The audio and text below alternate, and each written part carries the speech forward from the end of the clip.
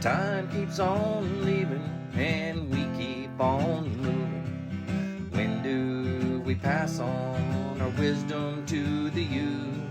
My veteran story, lost arts discussions, fireside chats with a bourbon or two. It's time to hear the stories by our military veterans. Get yourself ready, it's the Lost Arts Podcast. The Lost Arts with Andrew Cox. Hello, my friends, and welcome to the Lost Art Podcast, that podcast that's given a voice to our veterans. On today's episode, we will be having another fireside chat where we will be discussing camaraderie amongst veterans. But before we get into the episode, are you enjoying the podcast? Then consider becoming a TLA patron. That's the Lost Arts patron. It is through donations that we are able to continue recording the podcast and getting our veteran voices out for all to hear. Just go to the Lost Art website and click on the Become a Patron link at the top. If becoming a TLA patron doesn't work for you, and you would rather give a one-time donation, then go to the Lost Art website and scroll down until you see the donation link. Any donation is appreciated. If you would like to be a guest on the podcast and tell your veteran story, then email me at thelostartwithandrewcox.com. All right, here we are doing a fireside chat. We got a couple people on here. We got Victor Ney, Aaron Davis, Krista Hackler, and Michael McNanny. How are all you guys doing? We'll start with Vic. How you doing? Good. Life is good. Just went visited one of my buddies yesterday. He just retired from the Army. So I was kind of disappointed about how they left him off, but we'll discuss that later. Okay. Yeah. That's a good discussion. Aaron, what about you? Doing good. I've already told you everything I'm doing. Still working a contract for the government. And that's always fun. Mm-hmm. Sarcasm included in that. I like it. Yeah. And Krista, how about you? Doing all right, learning to live the retired life. Got a few years left till the husband retires, and just, finding things to do with our time and make a difference in the world. Oh, I like it. Okay. And what about you, Mike? How are you doing? I'm doing good. I'm sitting here drinking my bourbon, talking to you. Yeah. I got my bourbon. Cheers. Cheers to everybody. Here, my ice in my bourbon glass here. Sorry, had to get that down. All right. So we're going to talk about camaraderie for veterans. I had somebody on recently, and we were discussing it, and he's up in Wisconsin, kind of the middle of nowhere. There's no real camaraderie with veterans in the area, so he misses that camaraderie. And now I'm new to the veteran community. Technically, I'm not even a veteran yet because, I haven't retired, but I will very shortly. And so I'm going to be joining the veteran community, and I wanted to talk about how is camaraderie in the veteran community that you guys have seen from your perspectives. Whoever wants to go first. Okay, I'll go first. It was when you get out, you think, okay, what am I going to do, to maintain my connectedness to to the military community, because you can't just walk away from it. Once you retire, you've been for 24 years, some of us longer than others, or some maybe not as long as others. But it's not something you can just walk away from and leave this hole inside you. I mean, so I think most people continue to look for avenues where they can still feel attached to their military community. I think, Andrew, you said you just joined the VFW. I did, yeah. I remember when I was on recruiting duty, oddly enough, I was so detached because I traveled so much. I was on the road 2 weeks a month. Right. I joined the local VFW while I was on recruiting duty, just so I would have something to do, a community to come back to when I was on the road. Yeah. I think that's one of the many communities out there, as well as the Killer Tomatoes, the Marine Corps League, and all that kind of stuff. I was kind of like, when we're reflecting back on this topic, I just visited my buddy up in Columbia. He just retired. January 31st was his EAS. and the Army did him dirty. Hmm. I was extremely disappointed.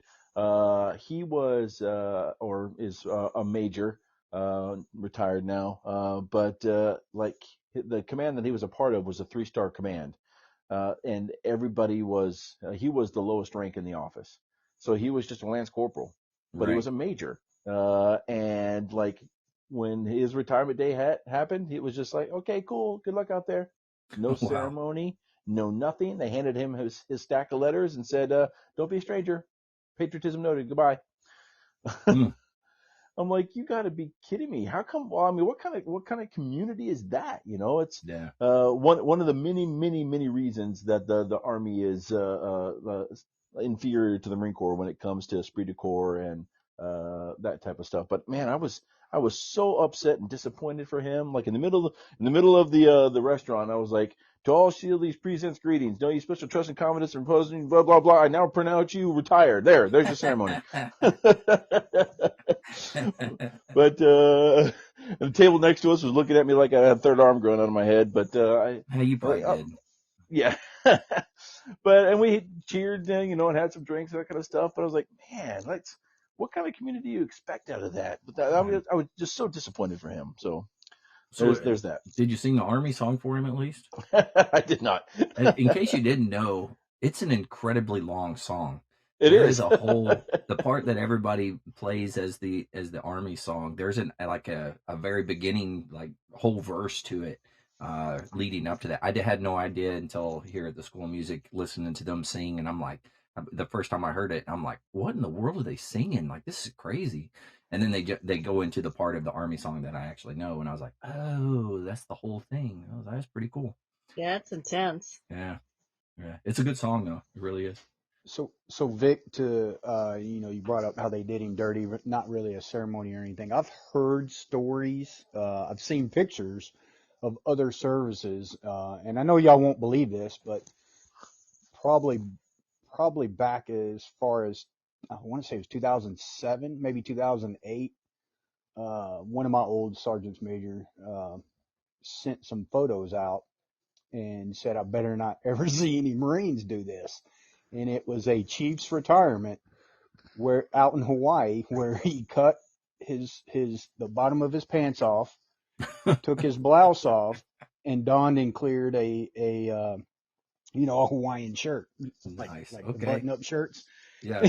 So I've heard of stories of other services, kind of being sloppy and I would say at least they did a ceremony, but to not give a major, I'm assuming 20 plus years. Yeah, he did 20 years. So not a medical retirement, but an actual full 20 plus year retirement. Not giving them a ceremony is just, man, that's a a surefire way to put a bad taste in a guy's mouth, and lose respect. He also told me that he went from E1 to E6, and then when he was a staff sergeant, he transitioned to commissioned officer. Wow. And during his enlisted time, he only had one promotion ceremony from E5 to E6. That was his only promotion ceremony. Wow. Every other time, it was like, "This is your weekend safety brief. Oh yeah, by the way, give Dan congratulations because he's promoted. Congratulations." And then like he got a pinning ceremony when he pinned on his lieutenant bar, and that was the only promotion ceremonies he had. Well, I guess I should say I'm glad I came back into the Marine Corps after my short stint in the Army National Guard. Yeah, that's true. Yeah. I'm not holding that against you or anything. No, I did wisen back up and came back into the Marine Corps. It took a minute, but it's okay. It took a couple years. Krista, what He do got you smart. see out there? Yeah. I mean, I know my husband had his end of tour wasn't that great. He didn't get a retirement ceremony or end of retirement award, things like that. So it left a bad taste. But not everything works out the way you hope it will. Yeah. I was in 3 bands in 4 years, so I did a whole career in 4 years. And I didn't get the whole. They didn't always play the Marines in for me when I left. I didn't get promoted because my MOS was locked out. So there was I had kind of weird. I just had a unique situation in the Marine Corps. I wasn't forced out. I kind of got but I couldn't re-enlist just Right. because my OS was frozen. So it was very unique. It wasn't a bad thing. As far as camaraderie, or after I'm out, I was out for 30 years, and then I realized, I had family, I had children. It's a little bit different being a female. Mm-hmm. But I did realize, and I think, Andrew, you know this, these guys don't know it, but I'm here at a recruit depot, and when I was in, they didn't have the Crucible. When I was in, they didn't do a few other things, but now they do something called Share the Legacy program. Yeah. And my husband, he's in charge of he does the scheduling for the whole base at Paris Island. And he does that what do you call it? I can't think of the schedule, what it's called, but he sends out the master projection plan. Mm-hmm. Yeah, And they do, with that Share the Legacy program, they need people to talk to these new Marines before they graduate to do the Share the Legacy. And Staff Sergeant Toots was like, I need someone to do it. They didn't have people to do it. And when I found out about it, I just said, I don't have a great story, but I kind of have a cool story. Mm-hmm. And it gave me a purpose, wanting to get out of the house and have something to do, someone to, talk to, a purpose, to share my story. And I was like, I'll do it. I would love to go and do that. Yeah, absolutely. And just, and now I go in there, and some of these, and you have to think about it. I don't get real deep with them, but you and I, maybe, I don't know how old all you gentlemen are. I'm almost 60 years old. I'll be 60 in a few months, but I grew up in a generation where I had a grandma or grandpa or an aunt or uncle or someone who taught me something and gave me morals or, values to live for, the things that I, a purpose and things, ideals. Right. And a lot of these kids, maybe we don't know where they're coming from or what their purpose is or where they can't go back to, why they're joining the Marine Corps. Yeah. And so I go in there and I tell them, I don't know if you guys had a grandma, grandpa, or an auntie or an uncle, but if you haven't heard it, you're hearing it from me now. So you give them something, teach them something, Yeah. Yeah, that's So, really good. I like that. But I mean, as far as I missed having people to talk to, because I may not be best friends with the Marines I went to boot camp with, but I meet Marines every day, like Andrew. Andrew's my new best friend. That's what Ron calls me. He goes, "Oh, you got a new best friend. You don't need me anymore." So you meet someone new every day. Yeah. So I've met a new Marine today. I've met a new veteran today or this week that now that gives me a purpose to keep going on and doing something great. Yeah. Help someone else out. Very good. Hey, Mike, what about you? What do you see on your end? The biggest thing I see with the veteran community, and unfortunately, I left the Marine Corps not the way I wanted to leave it. Yeah. To me too, I didn't get the retirement ceremony. I didn't get all that good stuff, but I left extremely angry and upset. But a lot of it was to do with my wife. She's like, well, you need to go out and talk to people. You need to see people. I'm like, I don't want to see people. I don't want to talk to people. On a good day, I can hardly, my wife says, most people have to work hard to be an ass, but you have to work hard to be nice. That's not the kind of person I am, but sometimes I come across wrong. But excuse me, my voice is kind of screwed up since I had COVID last year. But, just even at work, one of the guys I work with now for the last couple of years was in the Army. Mm-hmm. And he always goes on. He goes, I ask him stuff about the Army. I'm like, hey, when's the Army birthday? And he goes, hell if I know. And I'm like, you seriously don't know? He goes, why not? I mean, I'll send a text to everybody I work with. Mm-hmm. Happy birthday to the United States Marine Corps. And they're like, okay, let it go. I'm like, I ain't letting it go.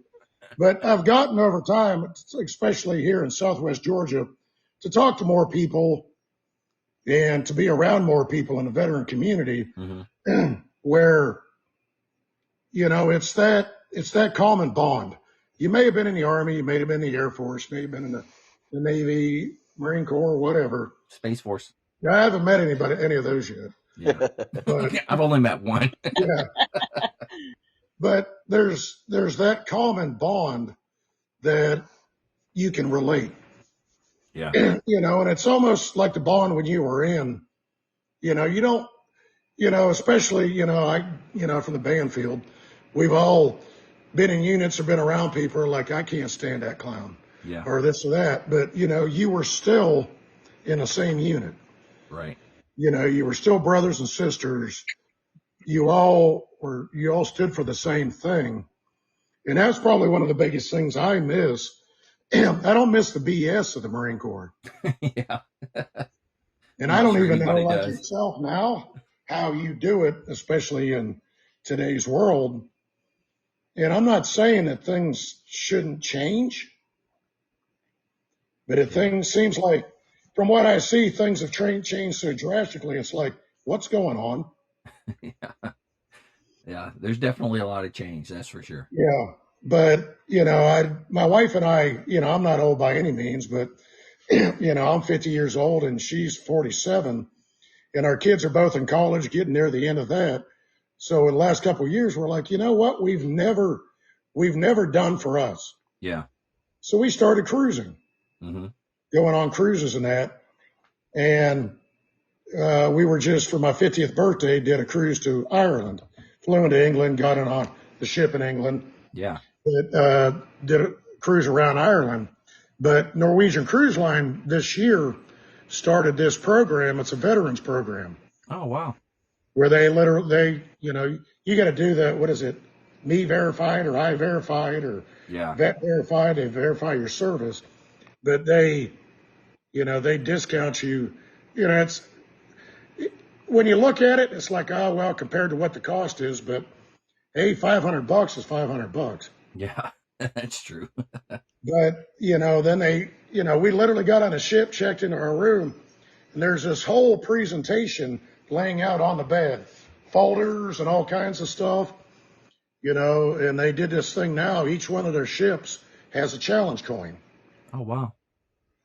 and they give you the ship patch and all that, and this whole folder thanking you for your service. And everybody on their board that works for Norwegian has served as a veteran from the military. Huh. No kidding. And I mean, they literally have a social. It's usually like the day you depart. It's usually the second day, like your first full day at sea, Mm-hmm. that they have a social, and it's about an hour or so long, and you can continue it however much longer you want. But they literally, we walked in there, and my wife and I got on the cruise. We're like, man, we're the youngest people on this ship, and it was Korean veterans, Vietnam, Desert Oh, wow. Storm, Yeah. and we just, they were like, well, we're going to call each of the services up. And, they had music playing. And Mm-hmm. there was like, of all of them, who's the smallest? There was like 5 of us in the Marine Corps Right. Yeah. stood up. And we're all standing there and we kept seeing this. I call him a kid, but he was probably 21, 22 years old Yeah. in the back. And he acted like we come up and we're all standing there and we're like, are you coming up or what? And he's like, yeah, I'm coming. He gets up there and gets a picture, and he was real quiet, but he was there with his family, but he was on leave. Yeah. And we all started talking to him, and he's like, yeah, I've only been in, he said, I've been in a year and a half now, and Oh, I didn't wow. know if I should come up. And I'm like, yeah, you need to come up. Aw. And everywhere from that point on, all of us were like, hey, what's your number? What room are you in? Yeah. And every Yeah. time we saw each other, but it wasn't just them, it was others from other services. Mm-hmm. And, on a cruise ship, you pick a bar, Yeah. and that's your place to be at night. And every night it was the same people Yeah. over and over and over, and I was literally, we were talking and we got back to the room one night. My wife's like, are you okay? And I was like, yeah. I said, why? And she goes, I haven't seen you this happy in years. And I was like, what do you mean? And she goes, no, just to be around people that you can communicate and connect with, Mm-hmm. and you have a shared interest, and you've done the same thing, from Iraq and Afghanistan, or, I have no idea what Vietnam vets went through, Mm-hmm. but you talk to them, Yeah. or Korea vets, and, we've all done that in our field. Mm-hmm. And to feel that, it was almost like I was back I was like, man, I'm a part of something again. Yeah. This really feels good. It feels good to be around people that get my weird sense of humor, or, will just say something and you start laughing and everybody Yeah. looks at you like, what the hell's so funny? It's like, no, you don't get it, Yeah. Yeah. and I don't know what your language barrier is on the Oh, podcast, you're and I'm fine. Do whatever. not going to overly cuss, but it was, she was a Navy doctor in Vietnam, Mm-hmm. and we were sitting there, and she was talking, and she was there with her husband and talking, and she goes and all of a sudden, some bunch of younger people, like again, I'll call them kids, but showed up at the bar, and she goes, "Who let you ass clowns in here?" And everybody just started laughing. It was just to be around people that in that community, and it's something that's extremely missed, and you don't realize how much you miss it. Yeah. That's But 100% true, though. yeah, Our way of communicating is a little bit different than everybody else, I would say, and and that's 100% when no matter where I go, if I'm just with the regular civilian populace, it's one way, and then the second you meet somebody, it completely changes. absolutely. Yeah.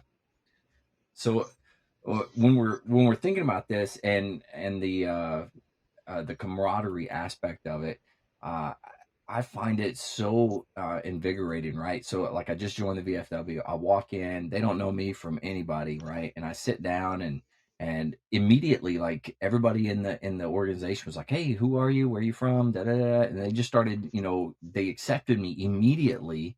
Uh, and it's just a different atmosphere, and it's something that I don't think is everywhere. I don't think it's like that. Uh, but but I think we have to, as veterans, we have to seek that out, and that's something that is tough for some people to do. I think it's that way with anybody in the military. I don't know about you guys. Maybe it's just me as a woman, but in the military, this is what I learned about getting close to people. Mm-hmm. Being in the Marines, this is what I learned. It's about trust. It's Mm-hmm. trusting. And I think that there's the general that's at San Diego right now. He just did a class with some of the Colorado football players recently. Yeah. And you have to trust immediately. And that's what I learned in boot camp. Because we didn't have the crucible, we still did that thing where you go up on that tower and you just have to fall backwards and everyone catches you, Mm-hmm. It's trust. That I would know in the Marine Corps, we moved to Hawaii. I knew someone for 10 minutes and I'm using their bathroom, borrowing their vacuum, and they're giving me a toothbrush, okay? Mm-hmm. Because you have to become, and when I say intimate, you know what I mean? Mm-hmm. You have to become intimate with people immediately in the military. And that's that way. And I was in Desert Storm, but that's not really combat. It was a different type of combat. But in order to accomplish the mission, you have to trust and you have to give them your trust. And that's what that general was saying in San Diego. We don't have time to earn it. You have to give it. So I have to give Victor my trust. I don't know him. I have to give Aaron my trust. I have to give Mike my trust immediately. Mm-hmm. Yeah. And so that's how we got things done. Now, what I'm leading up to quickly, and I'll move on, is that the civilians that I've been around, and still to this day, girlfriends I try to make or make friends with people, they look at me and I'm like, oh yeah, you can borrow my car, you can do this, and they just look at me and I can't make friends with people. They're like, yeah, get away. And they don't fly with that. It takes hours, days, weeks, months, years to become friends. In the military, we move in, we've got to get things done and move on. We don't have time to pussyfoot around and finger fart around and do all this fucking shit that takes hours and days and weeks and months and years. Yeah. So that's what I am used to, and that's why we seem to stick together as military veterans and just military families. That's why I like living on base. That's why I like getting things done, and we take care of each other, and we understand what each other needs. Yeah. So It's definitely a different atmosphere for sure. Yeah, Chris, you hit on a point there. Now, Andrew, I haven't joined the VFW yet, so you got me beat. You're slow rolling it, man. Yeah, I Tell me am. which one you joined too, AJ. What's that? Yeah, I haven't done much of that, and it's mainly because literally the week after I retired, I went to work on this contract. Oh well, yeah, there's that. And it's working on a system that I used, while I was actually, they're still using it, but they're trying to, it's a system that's been around for 40 years and they're trying to, obviously replace it. Right. But it's literally been, day in and day out. Actually, I worked yesterday and today. Yeah. But anyway, all that to be said, you hit on a point about trust. Now, the neighborhood I live in here in Florida, there was two neighbors that immediately I didn't know anything about them. We Mhm. just immediately connected, started talking, friendly. And it probably wasn't maybe a month after we moved in that I found out one of them was retired Navy and the other one was in the Army in Vietnam. Wow. And we sat around and we talked and we, like you said, we just share the camaraderie about service. Now, the other neighbors around me that are all civilians, I don't even know half of them yet. Yeah. We've lived there for, 6, 7 years, almost 7 years now. Wow. So, it's and Mike hit on it too. It's like you just start welcoming each other in and you start talking about things that you understand from each other, regardless of where you served, when you served. You brought up Korea, Vietnam, the Gulf War. If you served during a time that was not peaceful, you automatically understand each other. Even if you didn't, you still went through some of the same things that others experienced, whether it was through boot camp, the units that you were in. I hate it when we brought it up earlier, the Army major not giving a good send off. Mike, you not getting a good send off. Regardless, I personally believe, short of, a bad conduct discharge or something like that. As a matter of fact, I'll share one of my stories. So 2002, I believe we had this kid, come in, David Hagelstein. I'll name him cause he don't care. But the kid had an underage drinking problem, right? Yeah. And it stayed with him. We kept hammering him, hammering at home, quit doing this, quit doing that. Eventually it caught up to him and he ended up getting an OTH. Fast forward to 2000, I want to say 15, 16, maybe 15. I think I was still out in San Diego. He calls me up. He said, "Hey man," I mean, we had already became friends on Facebook and social media and all that. He's like, "Hey man, I'm coming out there. You wanna meet up and have some lunch, do whatever, right?" So he came out to California and we got together, and then next thing you know, I've got orders to Florida. He was actually living in Northern Virginia at the time, but I get orders to Florida close to where he's from, and he's living here. He connected me to a real estate agent. Oh wow. All that stuff. Now we don't spend a whole lot of time together, but we talk. We families get together and all that stuff. And it's like I said, irregardless of what happened to you during your career, you still share some. Absolutely. And the funny thing is, Mike, to your point, he had a bad taste in his mouth too, but he is just like you, still gung ho. Yeah. We'll start, hoorah, happy birthday, Marines, and this, that, and the other. And people get tired of it, but we don't care, do we? No, not at all. No. Does it ever go away though? No, I don't know. No, it doesn't. I'm sure I work with another retired Marine on this contract, and this last November, him and I both were like, "Happy birthday, Marine," and they were like, "Can y'all stop already?" It's like, "Nope, it's all day. We're not gonna stop." It never ends. Yeah, I like that.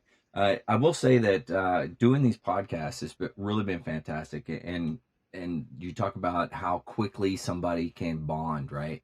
I'll reach out to somebody like the guy that's Roy that's going to be on actually this week.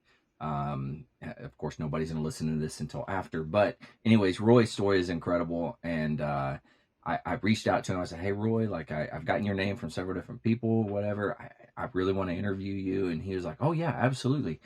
An immediate bond, and he was able to come on and talk about all of his experiences, his combat experience, like everything, PTSD, the whole works. And I think if it was a civilian that was asking the questions, I don't think that it would have come across the same way. Maybe I'm wrong. I don't know. But No, absolutely not. You're not wrong at all, Andy. Why do you say that? Like, where does that, like, That was my it goes daughter's. back to the trust. Yeah. Yeah. Yeah. Absolutely. There's a natural trust Hmm. with those that have done what you've done. What it doesn't even have to be combat. It doesn't have Yeah. to be Iraq or Afghanistan or Desert Storm. We all have we've we've all done the same things. We've all raked the sand in some way in 29 Palms. Yeah. We that or cleaned rocks or it's the stories, it's the connection. It's while we were doing it, we were squaring up a storm, but You've looked for AJ. You've looked for Flightline before. Yeah. That's true. Well, I think we all have. Or a box of grid squares. Yep. Right. Right. just I'm sorry. give me a And box of Roy pepper is chicken. awesome, by the way. He's an awesome guy. Yeah. He comes to our I think it. reunions. Yeah. I think it comes down to, like you said, like everybody's saying, is trust, but not wanting to let our fellow, uh, especially Marines, but fellow service members down. Yeah. Yeah. And trying to live up to that Yeah. expectation that we hold each other accountable for. And that's one of my big things is I don't want to fail you.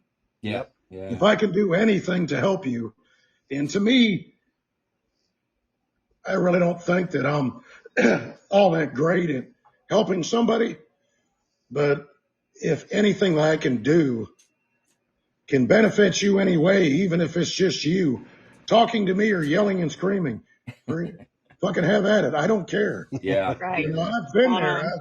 on. I've been so angry and so mad, and I get it.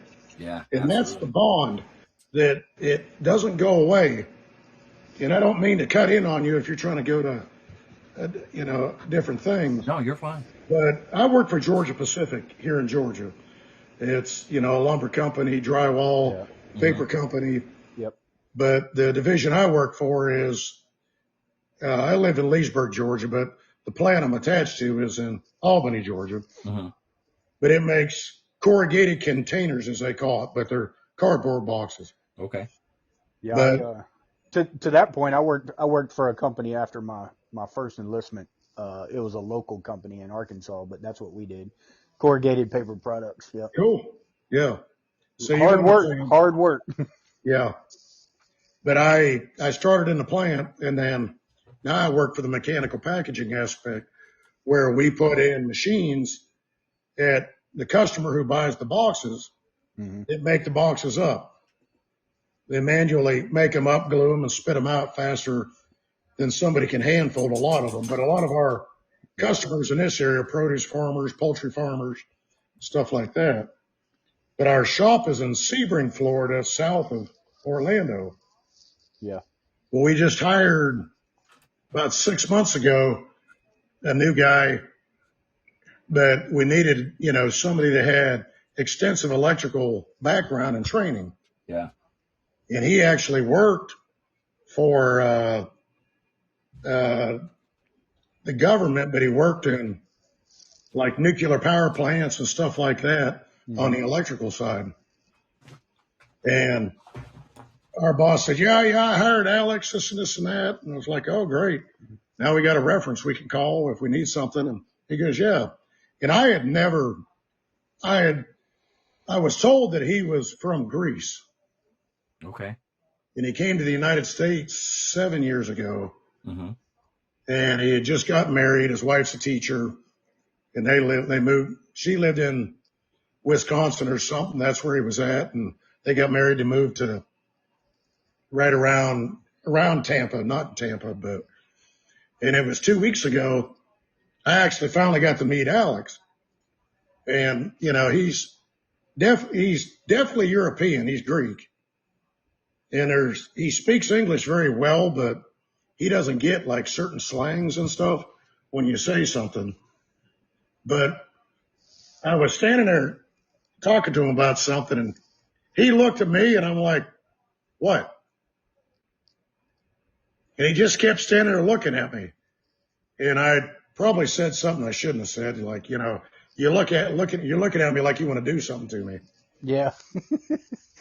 And he goes, no. He said, were you in the military? I said, I was in the Marine Corps. And he goes, I knew it. I knew it. I said, why?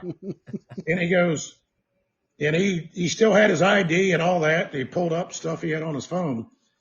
He was in the Greek Special Forces. He was a paratrooper. Oh, okay.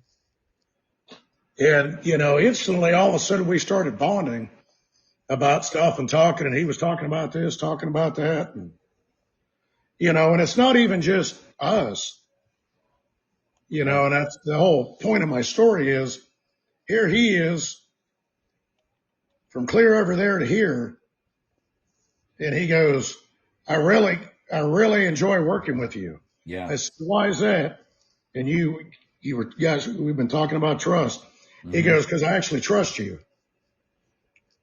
I said, why do you trust me? He goes, well, first of all, I did something and you looked at me and said, what the fuck are you doing? He said, no one's ever said that like that in a work environment. Yeah. I said, well, I probably shouldn't have said it, but he goes, no, you're fine. I don't, what'd he say? I don't have short feelings. Yeah. I'm like, okay, well, okay, you don't have short feelings, but that's my point is that. VT disconnected. Oh. VT connected. Uh-oh. What I happened? don't know what just happened there. I'm sorry. Uh-oh. It's those robots you were hearing, dude. I'm telling you. They're coming back to haunt me right now. I still hear everybody, so you're good. Keep going, Mike. No, that was my point. It's not even just us in the United States. There's a bond. Yeah, across the world. Anybody. Special feeling. Yeah. Yeah. I'll tell you, so far within my company, that's one thing that they appreciate about me. And like I said, the other retired, he's a retired gunny, is that we always tell them what they need to hear, not what they want to hear. Mm-hmm. Yes. And they greatly appreciate that. Now, we both have been told, I would say counseled on how to properly tell them, but. Yeah, I appreciate what you have to say. But... Yeah. Yeah. Maybe you should say this instead of this. So Andrew, whenever you get that, that it gets to you, there's a little thing like a meme going around or something that says, instead of saying this, try saying this. Yeah. So exactly what I was thinking of. Yeah. See, Krista don't have that problem because she still works around the base and Marines and stuff. She's still around the recruits even. But I get in a little trouble with my family members because I do have a bad potty mouth. Yeah. Mike said that a minute ago. He didn't know what the language, protocol was for this. I do have a problem, and sometimes I'm working on it, guys, because I'm a woman. I'm a grandmother, so I do get in trouble. I get the look. It's like, Well, that's funny because my wife's always on me about using the F-bomb. Do you always have to say that word? I'm like, yes, because it's for enthusiasm. It's an adjective. Come on. Exactly. I thought it was. Yeah. I really did. I got to tell you guys, I got in trouble. I love my mom very much, but she's been listening to the podcast, so I got. Don't let her listen to this one. Yeah, I know. I'm gonna have to warn her. Fuck no. But I definitely got, and it wasn't about the cursing because I've been pretty good about that. I won't say I'm perfect. It was the drinking because I drank too much and got a little on the tipsy side. We'll say that. Oh, you were very slowed. If y'all haven't listened to that one, he was very slowed. I believe it was the first one. Yeah, wasn't it? Kyle? Maybe the second one. Yeah. Yeah. You made sure to announce it like, I think I'm drunk, and I was like, I was definitely drunk, and my mom called me out on it. So I don't drink as much. I still had my bourbon. Don't get me wrong. I still drink it. I just won't drink too much. No balls. It's like when you were home driving your daughter home the other day, and I was like, fuck this, fuck that, I was like, oh shit, your daughter's in the car. Oh crap! And I kept just cussing, and his daughter was in the car. I was like, she wasn't even listening. It was all good. So I'm sorry. She probably was listening. If it was my youngest daughter, I'm pretty sure she could probably out curse you. I'm just okay. I feel better now. Yeah, it's nothing that I'm proud of necessarily, but she's pretty good at it. We don't want to encourage it more. So. Yeah.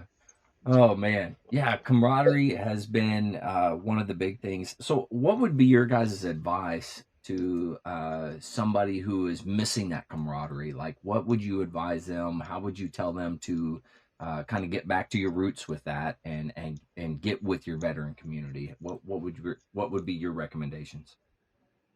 Uh, like Mike alluded to with his wife, telling him, go reach out to some of the, the VFW or some of the AMVETs or something like that, Yeah. where there's a lot of veterans, hanging around. Uh, and I think Krista mentioned it earlier, when she was basically talking about how, and I apologize, I can't remember the name of the program, but basically where you share kind of your veteran story, and Hmm. the good thing is, Andrew, you're doing that. You're doing the veteran story thing, Yeah. but other veterans that may be going through that, not wanting to be around people, this, Hmm. that, and the other, if they hear that, other veterans have kind of struggled with that as well, Yeah. then they obviously say, well, okay, well, they did it. Maybe I should, I can reach out and I can go do it too. Hmm. And that's really where it starts. Yeah, absolutely. Yeah, that's a good point. I Well, the try big to. key is just don't be afraid to do it. Yeah. Right. You, it all comes down to you. You've got to be willing to do it. But Hmm. I promise you, when you get to that point or finally take that step, you'll be like, why the hell didn't I do this? Oh, earlier. Yeah. It's to be able to just talk or laugh or, I mean, that's the biggest thing is to gain some of you back through other people Yeah. and they're getting the same thing from you, Yeah, Hmm. absolutely. and that's, like I said earlier, especially in the band field, we've all been on trips or that. We've gone to VFWs and, we've heard the stories and Hmm. that, but you don't realize how therapeutic it is for them Yeah. to Yeah, that's true. actually talk with you. Hmm. And in return, how therapeutic it is for you. Yeah. I mean, I've broken down into tears talking to people, and I've been like, I'm sorry, I'm just a big ass baby. And they're looking at me crying too. They're like, no, I needed it too, man. That's what we do. I'm like, okay. That's very true. And you know what, guys? Oh, Victor, I didn't mean to interrupt if you're going to talk. No, I Um, wasn't. Just it doesn't, here's the thing that I've learned too. It doesn't have to be amazing because a lot of us are not going to be someone who took a hill in Vietnam. Yeah. No. We're not this big. That's what I guess, you don't have to have this amazing story. Like me, I'm not going to be this great, amazing Master Gunnery Sergeant who has, 20 medals, and I don't have anything. I only did 4 years. And that's what I tell those new Marines, because they're not recruits anymore when I talk to them. They're Marines. Yeah. I don't, and there's a couple of the guys that do the, or folks that do the legacy program. One of them is a girl named Lacey Evans, and Hmm. she's a WWE wrestler. What? She's like this amazing woman. And, Wow. and I tell them, guys, I said, you didn't get Lacey Evans. I said, who knows who Lacey Evans is? And all these men raise their hands. I'm like, you didn't get her. She's like 5'10". She's hot, blonde, and gorgeous. I said, y'all didn't get her. I said, but I tell you what, and that's what I'm telling you guys. I said, you got me. You got an old housewife who's 60 years old. I said, but here's the thing is, you are going to be you. You're not going to be Lacey. You're not going to be me. You're not going to be the other guy who does it, who's like a multi-million-dollar business owner. I said, your story is you. You have control of your destiny. Yeah. And but the point is that, like what Mike's saying, our story is our own. Hmm. We get to be our Absolutely. own person. None of us are we're not amazing. We're just the average Joe Blow who lives down the block. Yeah. And so don't be afraid to be ourselves. Because at first I was afraid to just go be an average. I mean, here's the joke. My mother was a Jones who married a Jones. I'm from Alabama. My tree goes freaking straight up. The branches break off before they ever get going, so it's okay to be a nobody. Joneses. Yeah, really. But it's okay to be an average nobody. And Yeah. because you don't have to go around to try to make things up to impress anybody, because, the world is good with that. It's, Yeah. Well, we all have a story. Oh, yeah. right. Very true. Exactly. And Yeah. that's, So, somebody told me that. he was a Vietnam veteran. We were sitting there talking, and I kept saying to him, I said, man, I didn't experience what you experienced. I was in Iraq. Andy, you and I were in Iraq together in '04. He got the crap bombed out of us, it seemed like every day. That's a true statement. But, we weren't taking a hill, or we weren't this or that, or I wasn't kicking doors in Ramadi and Fallujah. We could sure hear it, Yeah. Yeah. Yeah, that's but true. we weren't doing it. And he goes, he grabbed my arm and he's like, stop. And I'm like, well, first of all, let go of my damn arm. And I'm looking at him and he goes, stop. I said, what? He goes, stop apologizing for you. Yeah. He said, you served. He said, you serve when other people had the ability, won't do it. Mm-hmm. He said, it doesn't matter where you were at or what you did or what I did. Mm-hmm. And he said, you have a story just like I have a story. He said, that's why we're here. That's why we can communicate. He said, share your story. Yeah. Right. And I was like, my wife was sitting beside me and I looked at her and I got all teary eyed. She's like, stop. I was like, okay. Oh, Mike, you don't get to claim my name. My new name is Crown Q Krista. If y'all need to hire me out for a wedding or anything, just call me. But that's the point. We all have a story, Yeah, Yeah, absolutely. and What's funny is when I reach out to people and ask them, hey, will you mind coming on and telling your veteran story, whatever? Oh, no, nobody wants to hear this. Nobody wants to hear that, whatever. And I always tell them, I was like, every story is important, and I wish I could get everybody to tell their story, it'd be fantastic. And I'll never be able to do that, but it is important for every single person to be able to tell their story. And it's, because everybody does have a story, and yeah, it may not be that, Medal of Honor receiving type of story or something like that, but everybody has a story, whether you did 4, whether you did 20, it doesn't matter. We all have that story that we can all understand and be able to bond with. And I think that's very important. What was the question again? I don't know. Have We're just another on a drink. tangent. I was just going to say that. Have another drink. Yeah. Unfortunately, my bourbon is downstairs and I'm upstairs, so that's a problem. The travesty, the Yes. horror. You haven't learned anything, Master Guns. You That's why I got the bourbon sitting right beside me. Hey, I not everybody can be a master guns that forgets everything. Yeah, I know. He's used to people bringing it to him. That's true. Yeah. There I don't you have go. a Lance Corporal. Hey, he's at my living his house. own story. He's living his own story. Leave him alone. Yeah.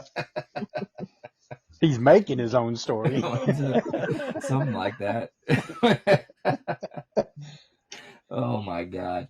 So I was a lot of Marines don't like to talk about themselves, and in getting back to everybody's got their story thing kind of. So during COVID, before COVID, back up a little bit, I guess. I came out here as a geo bachelor. I got orders in March to Paris Island in March of 2020. The day after I picked up my orders is when the SecDef said, okay, everybody stop moving because of COVID. Yeah. But if you have orders, continue on. So I show up and everybody thinks I got a dick growing out of my forehead, and I'm like, here's my orders. I'm good. So for 3 months I was out here completely by myself, staying over on the BEQ, or the transient quarters, the officer transient quarters, because the BEQ is being tore down. So I'm like, all right, what do I do? So I'm like, look around. I need to find a cigar shop. I can go smoke a cigar while I'm copious amounts of free time. Very important things. Yeah. Yes, absolutely. And bourbon and beer, or bourbon and cigars. I find the cigar lounge down in Bluffton, Peaceful Henry's, and I started frequenting that. And then fast forward to COVID, the bartender there is also a former active duty Marine. So I said, Commandant said there's no birthday balls this year because of COVID, so maybe we should do a cake cutting ceremony here at the cigar shop. And he goes, dude, it's just going to be you and me. I'm like, I don't know. It might be a little bit more than that. Like 15 Marines showed up. They advertised it on their Facebook page, and like 15 Marines showed up. And then we're like, dude, we should do this again next year. Yeah. So that was 2021. 2022, we did it again, and like 30 Marines showed up. Wow. And then this last year, because I was coming up on retirement, Bill, the bartender, asked me to be the guest of honor, and I'm like, nobody wants to hear me talk and whatever. I'm just Yeah. I'm just the guy that sits at the bar with everybody else, Mhm. telling sea stories and all that kind of shit. Everybody's already heard all my stories anyways. He goes, no, I want you to do it. I'm like, okay. Normally I'm the narrator. So he's like, well, we'll figure this out, but you're gonna be the guest of honor, okay? So like it was so weird hearing my biography like read back to me, Yeah. even though I wrote it. It was still weird hearing it, and then people coming up to me and like, dude, I can't believe you did all this stuff, and I'm like, I can't even believe I did all that stuff. But this past year, we maxed out the place. It was standing room only, and there's probably about 40 people in there. No kidding. So like we're gonna keep doing it, and it's gonna hopefully just keep getting bigger and better. Well, I don't know how much bigger it can get. It's just a small cigar lounge, but Well, you always got it's outside. So. you build it, they will come, right? That's right. So like getting back to your question, what do you do, when you're looking for the camaraderie? It doesn't take much. It does take one person being a spark, though, Mhm. to light the fire. Yeah, you're right. But you do it, and veterans will come out of the woodwork to do it. Fishing trips or boating trips, you name it. There's always people that will identify with an activity if you want to tie it to some type of veteran cause also. Mhm. It just takes one person being the spark. That's all it takes. Yeah, very true. Yeah, going That's back like to super. That's a super story. yeah, absolutely. And the going back to it just takes one person. You're 100% right. And it doesn't matter the activity. A lot of times you say, "Hey, we're going to have a golf tournament." I'll be honest, I got no interest whatsoever in golfing other than I want to try to hit a ball and see where it goes. I just want to drive the golf cart. Yeah, yeah. There's always the golf cart. But I would be more than willing to come out to a golf thing. Can I play golf? No, absolutely not. I suck at golf. But I would be more than willing to come out, especially if there's other veterans around. There are other people that I can communicate with and be a part of that camaraderie again that I was missing, or that I've been missing. I'd be more than willing to do those types of things. Now host a volleyball tournament, and he'll definitely be there. Oh hell yeah, I will. Shoot, man, I'm telling you. Again, I'm no good at volleyball, but hey, I can talk a big game. Now he wants to reenact a Top Gun volleyball scene with Oh, the hell no. mustache and all that. Hey, Well, he's not going to have time to play volleyball now that he's got a gig at the VFW. yeah, not yet. Just leave your shirt on, yet. Andrew. You'll be the honorary bartender. Wear your overalls. Hold on a second. That's how I'm going to make my big bucks. I taking my shirt off with my overalls on. I got what is that? Oh man, I wish I could remember what it's called. OnlyFans, right? Oh Lord, no. Oh, As soon as retirement is official, I'm starting my OnlyFans page. So everybody get ready. No, fans only. fans only. Only fans. One's football, one's not. I won't get but one person that'll look at it. It'll be my wife, and she'll just shake her head. So it's all good though. She'll pay for it. You may be surprised. She's Probably gonna some be- pictures of your feet or something. Yeah. Hey, there's freaks out there. Somebody might want to see old grandpa in his overalls. You never know. Just keep them toenails. Yeah. Feet fetish. What are you going to be? Lord. What are you going to be, Cox? Pops and Crocs? Oh God. Oh Oh Lord. my goodness. I wasn't, Hey, but listen. now I'm not giving you credit for it. But now Pops and Crocs is sounding pretty good. That's actually funny. That's a good one. I like it. Oh Lord, that's hilarious. Oh, man. Andrew, which VFW did you join? I joined the one here in Virginia Beach. It's the I can't remember which one it is actually. Anyways, I joined the one right here. Virginia Beach. I would advertise for them, but I don't know it. Sounds like the Oh. first night was a good night then, if you can't remember. It wasn't bad. It wasn't. I'll be honest. I didn't pay for a drink. In there you fact, go.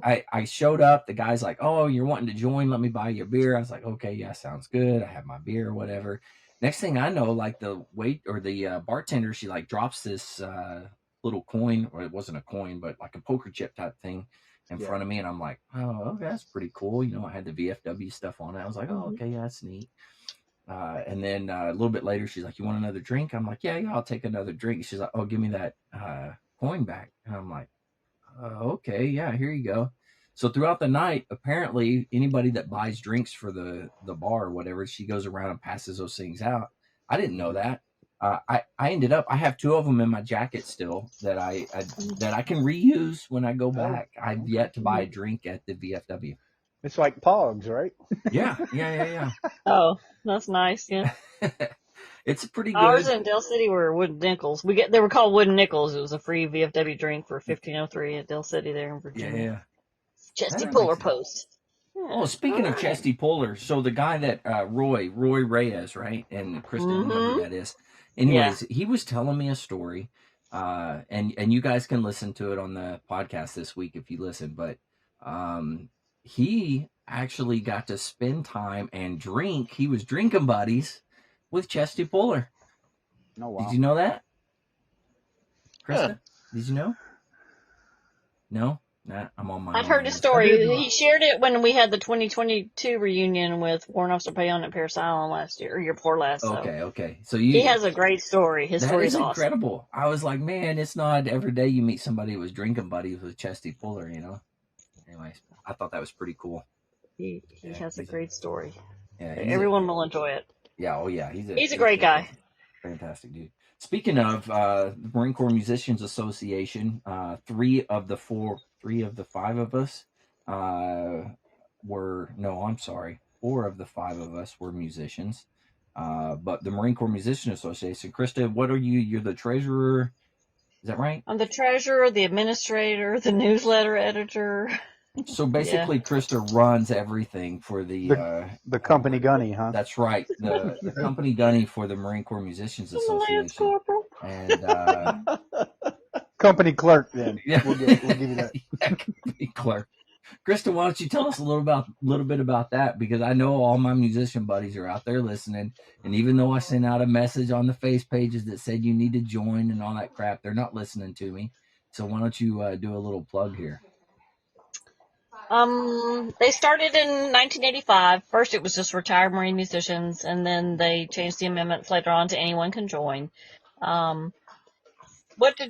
Pretty much, we get together once a year and we have a reunion. It goes East Coast, West Coast. We don't do a whole lot except for really celebrate ourselves. Yeah. I'll just be honest, which is a good thing to do. In the old days, it was before social media, pretty much when we started. We are a 501c19, which means we're a veterans organization. So any deductions made are tax deductible. If you wanted to, as far as making a donation or something like that. Yeah. Like I said, we get together. We usually have it at a band. So, if it's at a recruit depot, we go to the graduation. If it's not a recruit depot, the host band, like this, we just had it at San Diego this past, October. The one before that, we had it at, Paris Island. Mhm. The one this coming October, we're going to be at Camp Lejeune. And the wonderful Warrant Officer Payon is hosting us, again. So we'll go up, we tour the base, and then we meet usually like on a Thursday, Friday, Saturday, Sunday. And then also when we also have it on the West Coast, we have, they voted, I'm sorry, I stutter a little bit when I get nervous. No, you're fine. You're fine. Go ahead. Thanks, guys. And when we do it on the West Coast, we do it in conjunction with the combined West Coast Band birthday ball. Yeah. So that people can go to a ball if they want to. And they had changed it for that purpose exclusively. Now, correct me if I'm wrong. This year they're talking about doing one on the East Coast, though, right? Payon's talking we about are. putting one on. Kirk Trowan is a lot of y'all might have heard of Kirk Trowan, Krista Bowell, some of the older guys, Master Guns Price. Yeah. I've had the great pleasure of coming in the years that I came in 89. My spouse came in 82, and he did 23 years. So which is kind of good because he knows some of the older names, where we Mhm. get that in between age. So we're Yeah. kind of what we call the old core, know some of the old core people. And the fact that I moved around quickly, I spent a year at each band at El Toro, 3MF, Okinawa, and then a year at Quantico. And like I came across names like Master Guns Pooter, Mhm. and Top to Bow, Master Guns Price, places, and Jim Pitts, a lot of the older names, Gunny Hoffman, people like that. So Yeah. To all the listeners out there, I want to thank you for joining us on today's podcast. As a reminder for all veterans, if you are struggling and need assistance in any way, please reach out for help. The VA has an incredible website and helplines to assist you in your time of need. Just go to the veteranscrisisline.net. That's the veteranscrisisline.net. There are several ways of reaching out for assistance through the VA. For a crisis emergency, just dial 988 and then press 1. Again, dial 988 and then press 1. You can also chat online by going to veteranscrisisline.net and clicking on the chat icon. You can also text for assistance at 838-255. Again, that's 838-255. All calls are confidential and you only have to discuss what you feel comfortable discussing. If you are in need of help, don't hesitate to call. You matter to me and all of your veteran community. One veteran suicide is one too many. Thanks again for tuning in. Don't forget, there are new episodes of the Lost Art with Andrew Cox podcast daily, Monday through Friday. Stay motivated and change your socks.